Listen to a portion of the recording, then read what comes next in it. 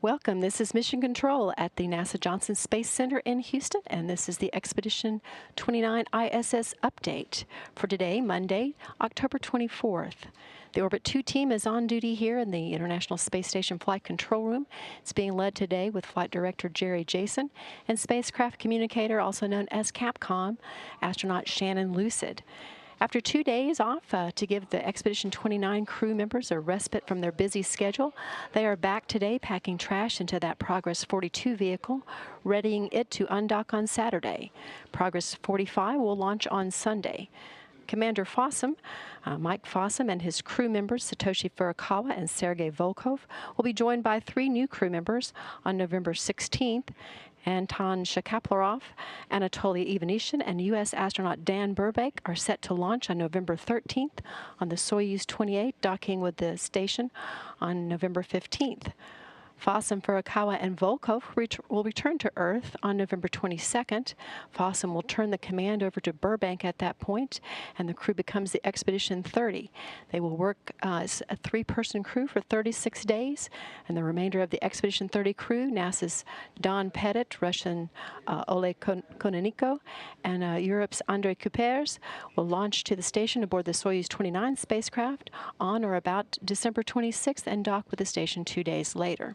In other activities today, the Russian flight controllers will also conduct a routine checkout of the Kurs automated rendezvous system for both the passive side of that Zvezda service module and the active side on the Progress 42 supply ship. This is part of the routine check of that vehicle prior to the undocking. Fossum today will also conduct research on the binary colloidal alloy test known as the BCAT experiment, while Furukawa continues maintenance on that gradient heating facility in the Cabot module.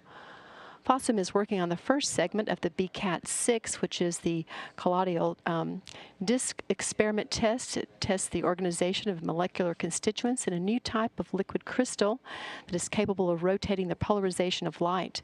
These experiments relate to the applications in the design of nanomaterials and new leading-edge materials designed with molecular precision at the nanoscale. Binary colloid alloy test experiments lay the foundation for nanotechnology and nanomechanical systems in space.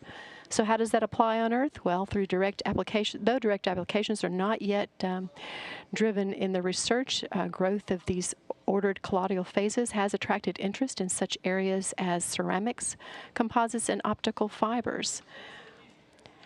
Today, Expedition 29 and 30 back at the Gagarin Cosmonaut Training Center in Star City, Russia. Burbank, Shkaplerov, and Ivanishin conducted a news conference earlier today, and they are wrapping up their tour of Red Square in Moscow, where they laid flowers to commemorative flowers at the Kremlin Wall. The 3 crew members will fly to the Baikonur Cosmodrome in Kazakhstan Monday for final preparations for their launch to the station on the Soyuz TMA-22 spacecraft on November 14th. That's November 13th on U.S. time.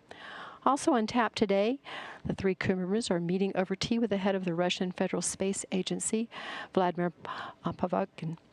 For more information on the space station, Expedition 29, and the upcoming launch of the Progress 45 and the Soyuz that will carry the remainder of the Expedition 29 crew, please check us out on www.nasa.gov/station or follow us on Twitter at NASA_Johnson. This is Mission Control Houston.